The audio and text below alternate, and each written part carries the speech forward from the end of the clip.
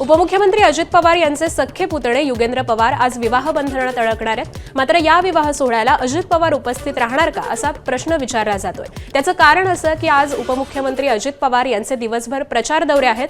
सकाळी 10 वाजता भोर इथून प्रचाराला सुरुवात होणार आहे. त्यानंतर दौंड, इंदापूर, माळेगाव, बारामती या ठिकाणी ते प्रचार सभा घेणार आहेत. बारामतीत प्रचार सभेची वेळ ही सायंकाळी 6:30 वाजताची आहे, तर युगेंद्र पवारांचं लग्न 5:15 होणार आहे. अजित पवारांचे नियोजित कार्यक्रम बघता हे विवाह सोहळ्याला उपस्थित राहण्याची शक्यता ही कमी दिसते.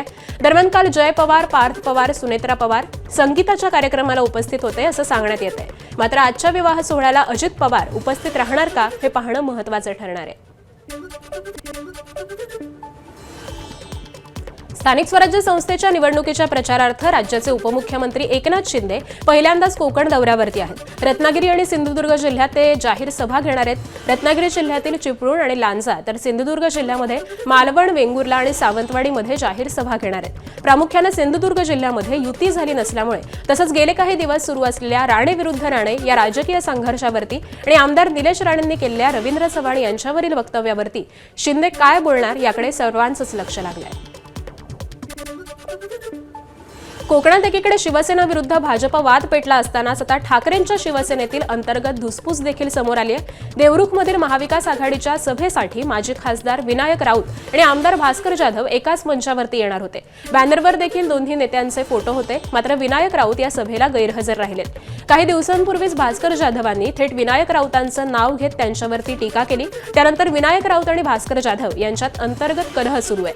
भास्कर जाधव यांनी तर खिंडीत गाठण्याचा प्रयत्न झाल्याचं सांगत विनायक राऊतांवरती निशाणा साधलाय. दरम्यान उद्धव ठाकरेंनी भास्कर जाधव यांच्याशी फोनवरून संवाद साधून मध्यस्थी केली. ठाकरेंच्या मध्यस्थीनंतर आता भास्कर जाधव आणि विनायक राऊत यांच्यातील संघर्ष थांबणार का हेच पाहणं लागेल.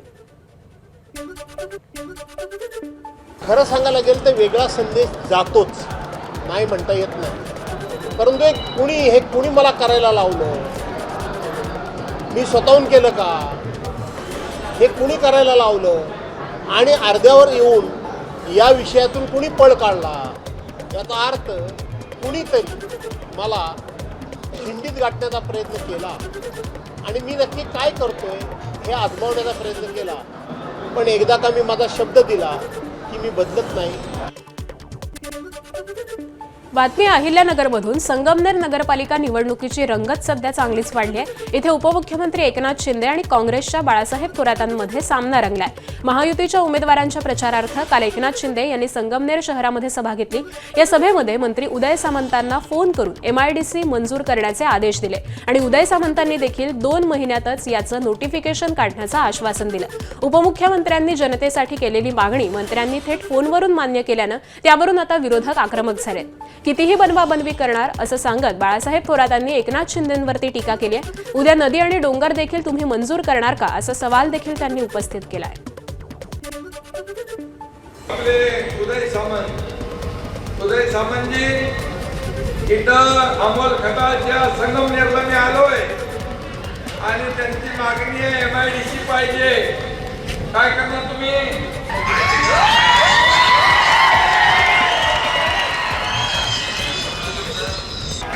एकनाथ शिंदे आहे, no reason, on the spot decision. जिथं जाल तिथं MIDC मंजूर.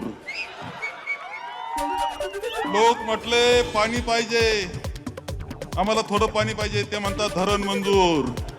लोक म्हणतात धरण कसं काय होणार, नदी नाही, नदी मंजूर. नदीला पाणी कुठून येणार, डोंगर पाहिजे, डोंगर मंजूर. अरे बनवाबनवी करावं लागते थोडी. इलेक्शन मध्ये तुम्हाला फंडे करायची सवयच आहे. इलेक्शन फंडे काल सगळं मंजूर होतं. सोलापूरच्या माळशिरसमध्ये जयसिंह मोहिते पाटील यांनी गौप्यस्फोट केलाय. राम सातपुते यांनी त्यांना विधानसभेला आतून मदत करण्यासाठी 35 कोटी रुपयांची ऑफर आपल्याला दिली होती. तसंच निवडणुकीला 4 दिवस उरलेले असताना ही ऑफर 50 कोटी रुपयांपर्यंत गेली होती असा गौप्यस्फोट जयसिंह मोहिते पाटील यांनी अकलूज प्रचाराच्या सांगता सभेमध्ये केलाय. अकलूज नगरपालिकेमध्ये नगराध्यक्षपदासह सर्व 26 उमेदवार मोठ्या मताधिक्यानं जिंकणार असा दावा जयसिंह मोहिते पाटील यांनी केलाय. अकलूज प्रचाराच्या सांगता सभेमध्ये ते बोलत होते.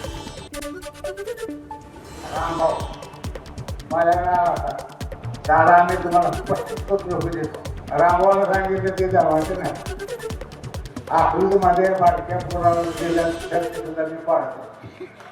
मला ते देवेंद्र फडणवीस साहेब अकलूज नगरपालिकेसाठी मोहिते पाटील यांच्या पॅनलची सांगता सभा पार पडली. या सभेत राष्ट्रवादी शरद पवार गटाचे महबूब शेख यांनी तुफानी टोलेबाजी केली.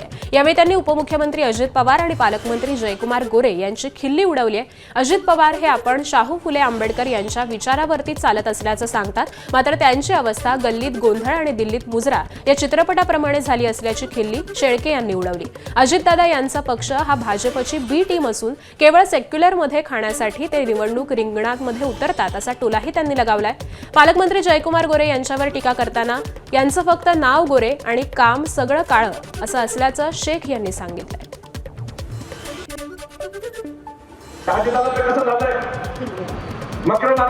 पिक्चर आहे, गल्लीत गोंधळ दिल्लीत मुद्रा, बघितलाय का आपण? जानकर साहेब कसं झालं यांचं? दिल्लीत मोदी शहराला म्हणायचं हम साथ साथ है, मुंबईत देवेंद्र फडणवीसांना म्हणायचं हम साथ साथ है, आणि अकलूजच्या गल्लीत आलं की भाजपला सुरुवात करायचं हम आपके है कोण. ज्यांचा आडनाव बोले पण धंदे सगळे काळे. विदर्भाच्या नंदनवर चिखलदरा नगरपालिकेत देखील अनेकांच्या राजकीय प्रतिष्ठा पणाला लागल्यात. इथे मुख्यमंत्र्यांचे मामे भाऊ आल्हाद कलोती नगरसेवकपदी बिनविरोध निवडून आले. त्यामुळे काँग्रेसनं इथं गंभीर आरोप केले होते. नगराध्यक्षपदाची निवडणूक भाजपचे राजेंद्र सिंह सोमवंशी विरुद्ध काँग्रेसचे शेख अब्दुल शेख हैदर अशी आहे, तर चिखलदऱ्याला महाबळेश्वर सारखं करू अशी घोषणा मुख्यमंत्र्यांनी केली होती. चिखलदरामध्ये आहे आणि चिखलदऱ्याचे नगराध्यक्ष पदाचे उमेदवार राजेंद्र सिंह सोमवंशी हे आपल्यासोबत. आपण त्यांच्याशी बोलूया. कसं पाहता, आता तुम्ही भाजपमध्ये प्रवेश केला, उमेदवारी मिळाली, आणि काय व्हिजन आहे तुमचं? चिखलदऱ्यामध्ये चिखलदरा हे विदर्भाचं एकमेव पर्यटन स्थळ आहे. स्थानिक नागरिकांचा जो रोजगार आहे तो फक्त पर्यटकावर अवलंबून आहे. या ठिकाणी कोणती शेती नाही, इंडस्ट्री नाही, फॅक्टरी नाही, काहीच नाही आहे. यांचा रोजगार म्हणजे पर्यटक जे वाढीसाठी आम्ही या पक्षामध्ये प्रवेश केलेला आहे. मूलभूत समस्या आहे, जसं पिण्याची पाण्याची व्यवस्था, आमच्या मरियमपूर येथील आदिवासी लोकांना घरकुल पट्टे वितरित करणं, अशा फार जे समस्या आहे ते मुद्दे घेऊन आम्ही या निवडणुकीमध्ये समोर जात आहोत. सोबत भाजपचे नेते तुषार भारतीय जे चिखलदऱ्यामध्ये प्रचारासाठी आलेले. कसं पाहता, मामेर भाऊ तर आले बिनविरोध, पण आता बाकीचे येणार का नाही याकडे समज? 19 नगरसेवकांची निवडणूक आहे. 19 ही भारतीय जनता पार्टीचे विथ नगराध्यक्ष निवडून येईल. कारण की बरेच दिवसानंतर यावेळी या ठिकाणी सक्षम असा उमेदवार, सक्षम मुख्यमंत्री आणि सक्षम प्रधानमंत्री आहे. की महाबळेश्वरच्या धर्तीवर चिखलदऱ्याचा विकास करणार असं आश्वासन मुख्यमंत्र्यांनी दिलेलं आहे. त्यामुळे या चिखलदऱ्याच्या नगरपालिकेकडे सर्वांचं लक्ष लागलेलं आहे. आता येणाऱ्या निवडणुकीमध्ये मतदार राजा कोणाला कौल देतो हे आपल्याला 3 तारखेला कळेल. कॅमेरामॅन अमोल देशमुखचा प्रणय निर्माण, एबीपी माझा, चिखलदरा, अमरावती. अकोला जिल्ह्यातील अकोटचे भाजपा आमदार प्रकाश भारसाकडे यांच्या एका गौप्यस्फोटामुळे सध्या मोठी खळबळ उडाली आहे. त्यांनी कोरोना काळात विरोधक आपल्या मरणाची वाट पाहत असल्याचा आरोप केला. आपल्या मरणाची वाट पाहणाऱ्या राजकीय आणि पक्षांतर्गत विरोधकांनाही त्यांनी चांगलंच सुनावलंय.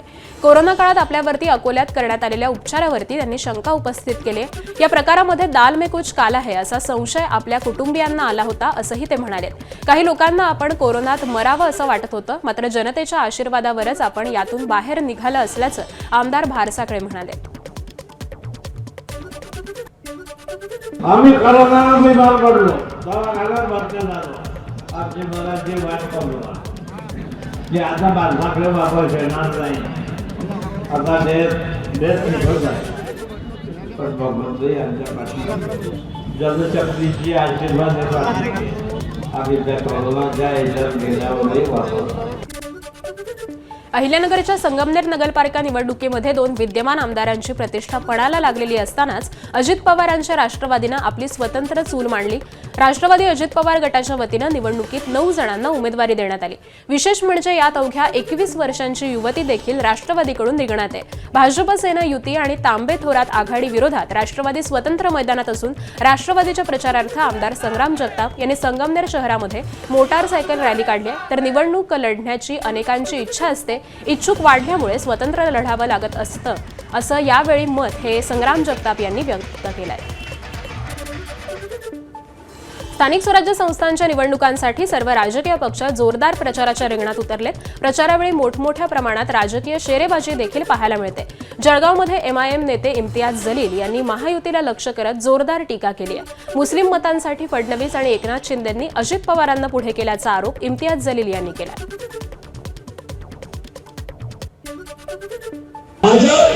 एकनाथ शिंदे, अजित पवार, मीना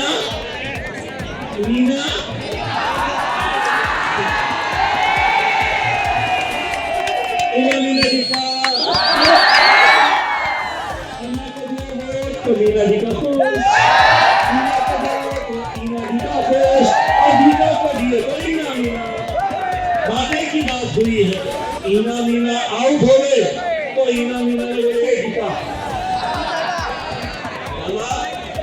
दादा तुम चले जाओ, ये कौम की जिम्मेदारी हम तुम्हारे ऊपर देते हैं. वाशिममध्ये प्रचारादरम्यान बोलताना MIMचे नेते माजिद हुसेन यांनी वादग्रस्त वक्तव्य केलंय. तुमचा सामना MIMशी आहे, बच्चों का खेल नाही. आमच्याशी पंगा घेतला तर पळायला गल्ली गल्ली कमी पडेल, असं हुसेन म्हणाले. माजिद हुसेन हे हैदराबादचे आमदार आहेत.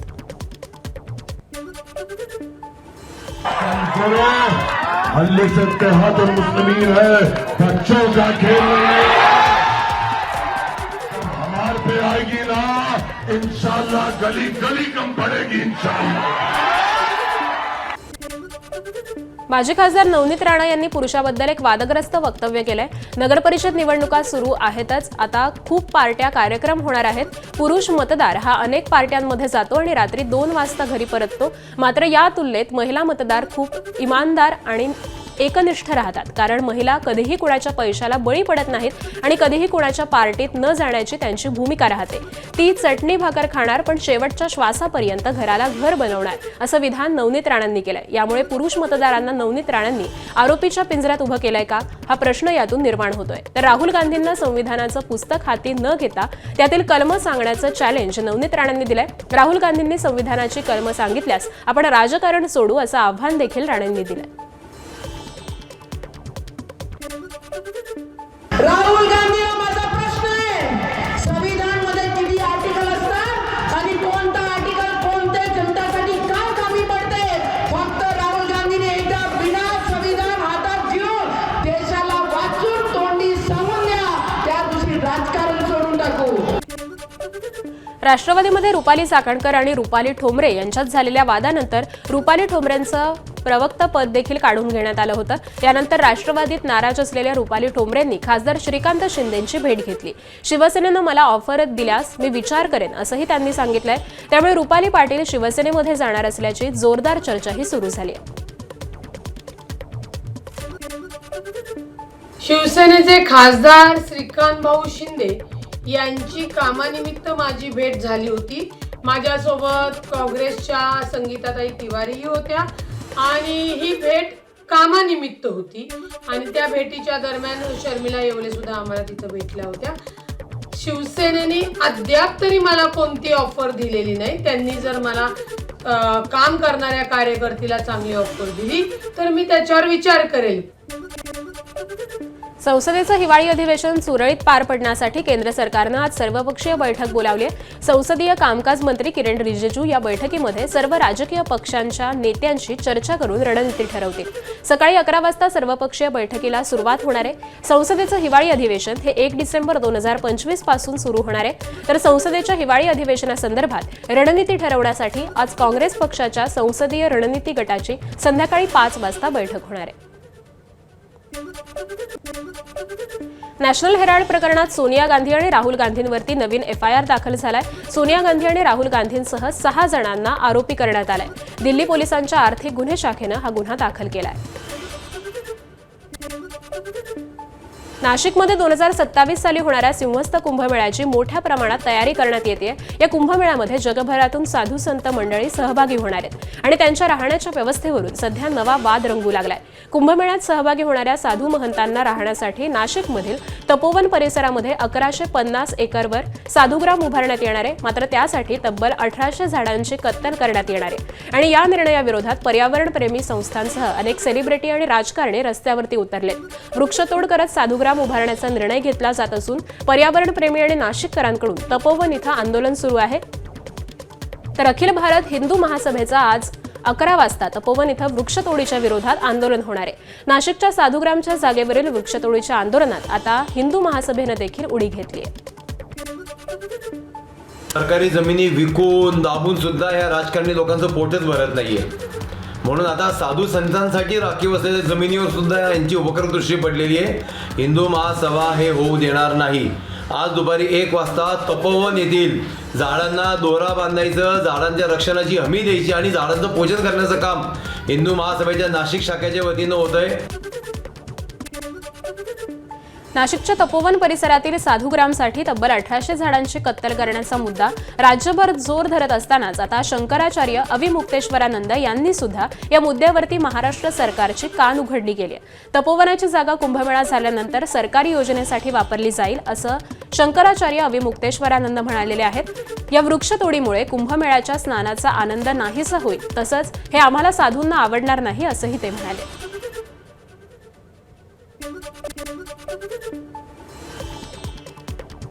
पहिल्या T20 अंध क्रिकेट विश्वचषकावरती भारताच्या महिला संघानं आपलं नाव कोरलं.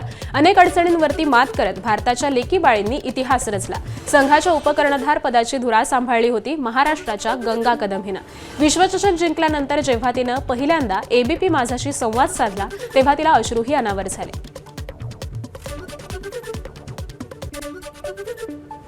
भारतातील काही महिला अंध क्रिकेटपटूंनी ज्यांनी पहिला आंतरराष्ट्रीय T20 विश्वचषक जिंकलेला आहे, आपल्या सोबत आहेत गंगा कदम. आपण त्यांच्याकडूनच जाणून घेणार आहोत. गंगा, तुम्ही पहिल्यांदा तुमचं अभिनंदन की क्रिकेट विश्वचषक जिंकल्यानंतर तुम्ही भारतात आलेला आहात. काय भावना आहेत या क्षणाच्या? क्रिकेट वगैरे असं पहिल्यापासून कधी स्वप्न बघितलं नव्हतं की मी खेळेन वगैरे. जेव्हा मी पहिल्यांदा खेळले तेव्हा नाशिकला पहिल्यांदा मुलींच्या म्हणजे स्टेट लेवलच्या मॅचेस झाल्या होत्या.